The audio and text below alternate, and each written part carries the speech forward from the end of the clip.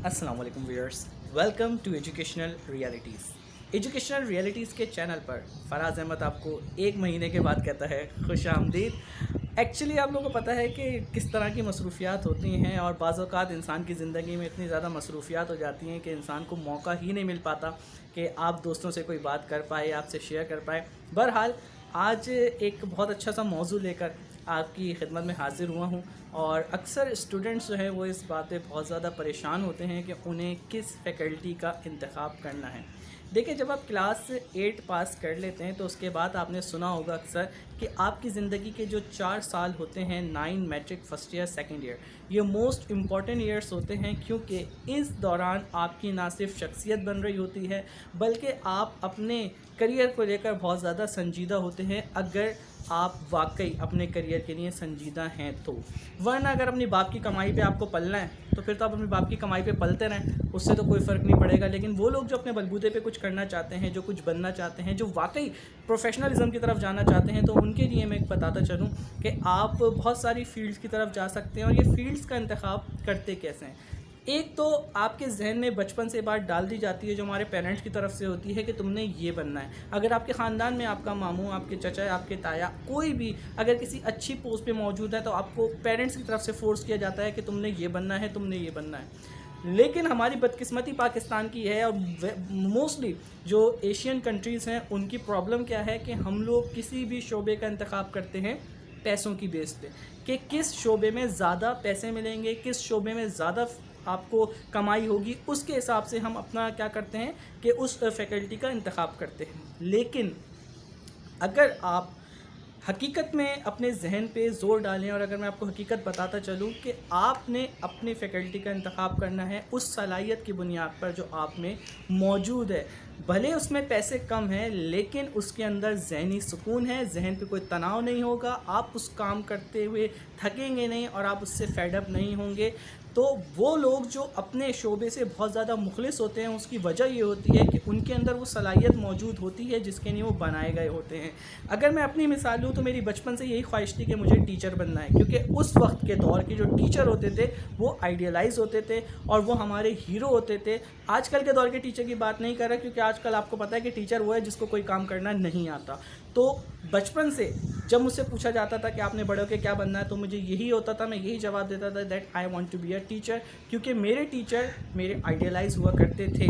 और अब बहुत कम ऐसे स्टूडेंट हैं जो कि टीचर्स की रिस्पेक्ट करते हैं, जिनके लिए उनके टीचर आइडियलाइज हुआ करते हैं। वही होते हैं जो कुछ हासिल कर लेते हैं, क्योंकि बाअदब बानसीब और बेअदब बदनसीब। एक्चुअली जब हम किसी फील्ड का इंतखाब करते हैं तो उसके लिए हमें अपनी सलाहियत को बरूए कार लाना होता है, और उसको देखते हुए हम किसी शोबे का इंतखाब करेंगे तो आप कभी भी उसके अंदर फेड अप नहीं होंगे, आप स्ट्रेस का शिकार नहीं होंगे और आपको उस शोबे के अंदर प्रॉब्लम नहीं होगी।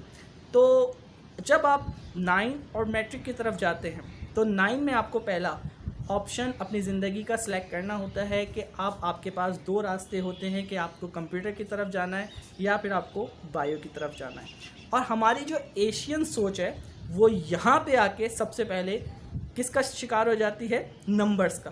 कंप्यूटर आसान है, आर्ट उसके अंदर चैप्टर्स हैं, आप वो ले लें, क्योंकि बायो कंपैरेटिवली 19 चैप्टर पे मुश्तमिल है, और बायो वही लोग लें जिनको डॉक्टर बनना है। तो मोस्टली लोग क्या होते हैं, सिर्फ इस वजह से कि बायो मुश्किल है और ह्यूमन बींग्स की स्टडी को छोड़ के किसकी तरफ जाते हैं? कंप्यूटर की तरफ। लेकिन बदकिस्मती से एंड वेरी सॉरी टू से जो पाकिस्तान में कंप्यूटर पढ़ाया जा रहा है वो वर्ल्ड वाइड रिजेक्टेड कंप्यूटर है, जिसमें अभी भी आपको first generation, second generation, third generation के बारे में बताया जा रहा होता है, उनके बारे में आपको बताया जा रहा होता है जो कि पूरी दुनिया से रिजेक्ट हो चुकी है। कोई एडवांसमेंट आपको नज़र नहीं आएगी। इवन अगर आप कैम्ब्रिज की बुक पढ़ें क्लास 3-4 की, तो वो ज़्यादा मुश्किल हो गया एज़ कम्पेयर टू क्लास 9 की जो कंप्यूटर की बुक है। उसको पढ़ने के बाद आपको कुछ भी फ़ायदा नहीं होगा। और अगर, क्योंकि मैं कंप्यूटर पढ़ाता रहा हूँ, मैं आपको बताऊँ, अगर आप सिर्फ 4 चैप्टर पढ़ लें तो आपका 80 to 90% पेपर आराम से निकल जाता है, आपको मज़ीद 4 चैप्टर्स पढ़ने की ज़रूरत भी नहीं होगी। लेकिन इसके बरखिलाफ़ अगर आप जाते हैं बायो की तरफ, तो बायो की तरफ से वही लोग जाएँ जिनको सीरियसली डॉक्टर बनना है। हमारे यहाँ पाकिस्तान में एक और चीज़ भी होती है कि मेरी दोस्त ने बायो लिया तो मैं भी बायो लूँगी, मेरे दोस्त ने कंप्यूटर लिया तो चलो मिलकर कंप्यूटर ले लेते हैं। तो ऐसा हरगिज़ भी मत करें। आप अपने मेंटेलिटी के हिसाब से अपना सब्जेक्ट सेलेक्ट करें। हो सकता है कि आपके दोस्त की मेंटेलिटी अलग हो, आपकी मेंटेलिटी अलग हो, जो उसको आसान लगता हो वो आपको आसान ना लगे बाद में, तो सिर्फ आप अपनी दोस्ती के चक्कर में अपना करियर डिस्ट्रॉय कर देंगे, और मोस्टली लोग ऐसा कर रहे होते हैं। ठीक है, तो आपने थोड़ा सा इसको अवॉइड करना है। बायो वो लोग लें जिनकी ड्राइंग अच्छी हो, क्योंकि बायो के लिए आपकी डायग्राम बनाना और आपको ह्यूमन बॉडी में और मुख्तलिफ एनिमल्स में इंटरेस्ट होना चाहिए, तो आप बायो की तरफ जाएं। अब होता क्या है, गर्ल्स ले लेती हैं मोस्टली बायो, क्योंकि उन्हें लगता है कि हम आसानी से डॉक्टर बन जाएंगी। जब वो डॉक्टर बनने के लिए बायो लेती हैं तो उनको अगर फ्रॉग सामने आ जाए तो उछल जाती हैं। तो भाई ऐसे डॉक्टर नहीं बने कि आपके सामने फ्रॉग आए, आपके सामने कॉकरोचेस आए तो आप इतने बड़े इंसान होकर आप उससे उछल जाएं, और छोटे से कॉकरोच से आप डर जाएं, तो फिर आप डॉक्टर नहीं बन सकते। या वो लोग जिनको बहुत ज़्यादा घिन आती है, अय हाय हमें ये हाथ लगाना पड़ेगा, अय ये तो बहुत गंदी चीज़ है, तो भाई काइंडली आप लोग फिर बायो की तरफ मत जाएं, आप आ जाएं कंप्यूटर की तरफ। ठीक है, यहाँ पर जब आप मैट्रिक कर लेते हैं तो फिर आपके सामने 4 दरवाजे खुल जाते हैं जिनका आपको इंतखाब करना पड़ता है। आप जो है वो इंजीनियरिंग की तरफ भी जा सकते हैं, आप कंप्यूटर साइंस की तरफ जा सकते हैं, आप मेडिकल की तरफ जा सकते हैं, या फिर आप कॉमर्स ले सकते हैं, आप आर्ट्स ले सकते हैं, या फिर आप ह्यूमैनिटीज़ ले सकते हैं। ये डिपेंड करता है आपकी अपनी जहनी सलाहियत के ऊपर। और अक्सर देखा ये जाता है कि इसमें भी यही होता है कि आपके जो दोस्त है वो क्या ले रहा है, आपने भी वही लेना होता है, क्योंकि हम तो दोस्ती निभाते रहते हैं, हमारे लिए तो दोस्ती सब कुछ है।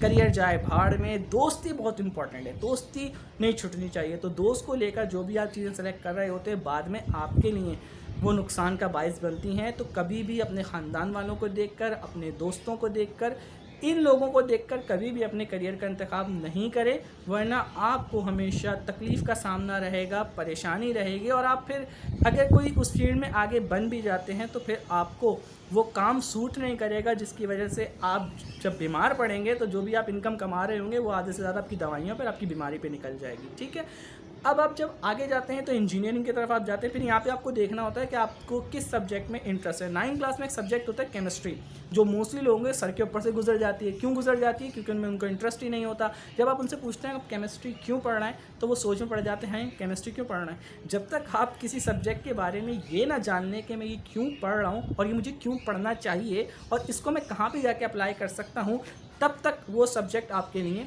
बेकार है। लेकिन हमारा जो मुल्क का निज़ाम है वो बहुत ही शानदार निज़ाम है। मतलब जब आप 9 में आ गए तो आपको केमिस्ट्री पढ़नी ही पड़ेगी, चाहे आपकी दिलचस्पी हो या ना हो। आपको कंप्यूटर पढ़नी ही पड़ेगी, बायो आपको लेना पड़ेगा, चाहे आपका इंटरेस्ट हो या ना हो। तो ये एक बदकिस्मती है, हम इस सिस्टम को चेंज नहीं कर सकते, लेकिन हम सिस्टम में रहते हुए कुछ अपने जो जहनी तौर पर हम कुछ कर सकते हैं वो हम ज़रूर इस्तेमाल करते हैं, अपनी जहनी सलाहियतों का इस्तेमाल करते हैं। आगे हमारे पास एक फ़ील्ड है जो हम सिलेक्ट कर सकते हैं। अगर आपकी मैथ्स अच्छी है और आपका जो जहन है वो कारोबारी जहन है, अगर आप इनकम कमाना चाहते हैं, आप प्रॉफिट कमाना चाहते हैं, तो फिर आप कॉमर्स ज्वाइन करें। अगर आप मार्केटिंग की तरफ जाना चाहते हैं, अगर आप मार्केटिंग की तरफ जाना चाह रहे हैं तो फिर आप 9 मैट्रिक से ही आपने क्या करना है, मैट्रिक करने के बाद कॉमर्स की तरफ जाए। आप ये मत करें कि इंटर तो चलो इंजीनियरिंग से करते हैं, उसके बाद अगर इंजीनियरिंग में अच्छे नंबर नहीं आते तो लोग मजबूर होकर कॉमर्स की तरफ आ जाते हैं। ये एक वाकई सिनेरियो रहा है हमारे मुल्क में, ऐसा होता रहा है कि पहले जो है वो इंजीनियरिंग और कॉमर्स ये बराबर होते थे, 50-50% होते थे। लेकिन फिर अचानक एक टर्न आया, वो ये आया कि कॉमर्स वाला तो साइंस में क्योंकि आ नहीं सकता। ठीक है, तो जो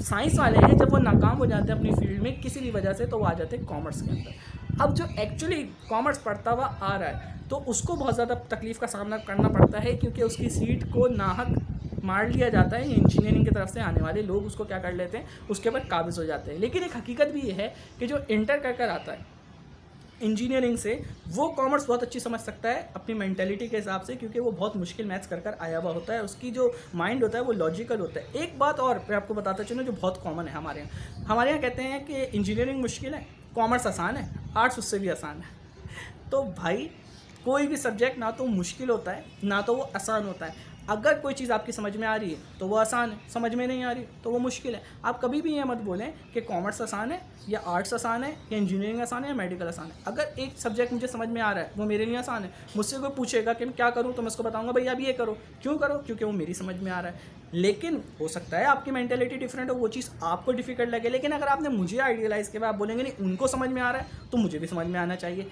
यहाँ होती है सबसे बड़ी प्रॉब्लम। आपके ख़ानदान में कोई डॉक्टर है, वो अच्छा खासा पैसे कमा रहा है, ठीक है, आप उससे पूछते हैं कि मामू हैं, चचा हैं, ताए हैं, कोई भी हैं, आप उनसे पूछते हैं अंकल मैं क्या करूँ, वो आपको सजेशन देंगे डॉक्टर बन जाओ, क्योंकि उनके लिए वो आसान है। लेकिन जब आप उस चीज़ को पढ़ेंगे तो आप मामू को भी कोसेंगे, चाहे चाचा जो भी हैं आप उनको कोसेंगे और अपने आप को भी कोसेंगे कि ये मैंने अपने साथ क्या कर लिया। तो भाई आप पैसों के लिए ऐसा ना करें, आप ये देखें कि आपको किस चीज़ में इंटरेस्ट है, क्योंकि मुख्तलिफ लोगों से अगर आप मुख्तलिफ बात करेंगे तो वो मुख्तलिफ तौर पर राय देंगे। अब मुझसे कोई आके पूछता है कि सर मैंने क्या लेना है, तो मैं क्या सबसे पहले जो इंसान की फितरत है मैं सोचूंगा यार मेरे लिए आसान क्या है, मैं उसको वो बताऊंगा। और आजकल के टीचर पता है किस तरीके से राय देते, ऐसे आपको सजेस्ट करेंगे जो उनको पढ़ाना आता हो, ताकि आप उनकी ट्यूशन उनको मिल जाए, आप जो ट्यूशन पढ़ रहे हैं वो भी उनको मिल जाए। तो ये हमारे टीचर्स का हाल है, हंसें या रोएं बस क्या करें, ये हकीकत है जो नहीं छुप सकती। तो मुझसे कोई पूछेगा तो मैं फ़ौरन जो मेरा फितरी तकाज़ा है मैं सोचूंगा यार अगर मैंने इसको बोल दिया कि तुम ये सब्जेक्ट ले लो और वो बोलेगा कि सर ये सब्जेक्ट मुझे क्या कौन पढ़ाएगा, तो मैं फिर क्या सोचूंगा कौन से टीचर के पास जाओ क्या करो, तो मैं बोलूँगा यार एक काम करो तुम ये ले लो। क्यों? क्योंकि वो मुझे पढ़ानी आती है और मेरे पास से ट्यूशन ना चली जाए, इसलिए मैं आपको क्या करूँगा रेफ़र करूँगा अब ये पढ़े। तो बहुत सारे टीचर्स भी क्या कर रहे होते हैं, स्टूडेंट का मुस्तकबिल बर्बाद कर रहे होते हैं। वो अपना मुनाफा रखते हुए आपको एडवाइस करते हैं कि आप ये करें, ठीक है। तो आपने क्या करना है, आपने अपनी मेंटेलिटी के हिसाब से जो आपको सूट करता है आप उस फील्ड में जाएं ताकि आपको काम करते हुए मज़ा आए, ठीक है। तो अगर मेरी फील्ड टीचिंग है या मुझे टीचिंग पसंद है तो आप मुझसे सुबह से लेकर रात तक टीचिंग करवा लें, मैं नहीं थकूंगा। मैं इसलिए नहीं थकूंगा क्योंकि मेरे माइंड को ये सूट करता है और मुझे टीचिंग पसंद है, तो इसलिए जो काम मुझे पसंद है वो मैं करता रहूँगा, मैं थकूंगा नहीं। हाँ, अगर मुझे कमरा दे दिया जाए उसमें AC लगा हुआ हो और मुझे कोई बोले कि आपको यहाँ पर बैठकर कंप्यूटर के आगे टाइपिंग करनी है सुबह से लेकर रात तक या शाम तक, जिसके आपको 40,000 मिलेंगे फॉर इंस्टेंट, और मैं जहाँ टीचिंग कर रहा हूँ वहाँ मुझे सिर्फ 18 या 15 हज़ार मिलना है, लेकिन क्योंकि मुझे मज़ा आ रहा है और टीचिंग मेरा पैशन है, तो मैं अगर वो ऑफिस में बैठ कर मैं फेडअप हो जाऊँगा, मैं 2-3 दिन में बीमार हो जाऊँगा, मुझे कुछ ना कुछ होना शुरू हो जाएगा, क्योंकि वो मेरे लिए एनवायरनमेंट सूटेबल नहीं है। मेरे लिए क्या सूटेबल है, मेरे लिए टीचिंग सूटेबल है। तो आपको ये देखना होता है कि क्या चीज़ आपके लिए सूटेबल है, क्या चीज़ आपके लिए सूटेबल नहीं है। बहुत सारे ऐसे डॉक्टर्स होते हैं जो सुबह से लेकर रात तक काम करते हैं, वो नहीं थकते, लेकिन उसके मुकाबले में कुछ ऐसे डॉक्टर्स होते हैं जो 5-6 घंटे की ड्यूटी करके थक जाते हैं। उसकी वजह क्या होती है? उसकी वजह ये होती है क्योंकि उन्हें काम पसंद नहीं होता, या तो वो सोर्स के ऊपर या सिफारिश के ऊपर इस काम में आ जाते हैं, लेकिन क्योंकि उनमें टैलेंट नहीं होता, उनका ये पैशन नहीं होता, तो इसलिए वो थक जाते हैं। तो हमेशा अपने जो भी आपकी मेंटेलिटी है, जो भी आपको सूट करता है, अपने पैशन का या अपने प्रोफेशन का तयन उस बुनियाद पे करें। कभी भी ख़ानदान वालों को देखकर या ख़ानदान में किसी को तरक्की करता देखकर उसकी नकल मत करें। हमारे अंदर ये भी बहुत आदत है, हम दूसरे को तरक्की करता नहीं देख सकते। मतलब अगर कोई तरक्की कर रहा होगा तो हम वो भी घुस जाएंगे, चलो हम भी वही काम करना शुरू कर दें। तो भाई कौवा चलेगा हंस की चाल तो अपनी चाल भूल जाता है। तो डोंट बी अ क्रो। आप जो हैं अपने मुताबिक जो आपकी सलाहियत अल्लाह ताला ने आपको दी है उसको इस्तेमाल करते हुए अपने प्रोफेशन में आगे बढ़ते चले जाएं। Hope that you will like my video. अगर आपको पसंद आती है तो लाइक करें, इसको सब्सक्राइब करें माय चैनल को, और ज़्यादा से ज़्यादा इसको शेयर करें ताकि ज़्यादा से ज़्यादा लोग इससे मुस्तफ़ीद हो सकें। So until my next video, take a very good care of yourself. अल्लाह हाफ़िज़।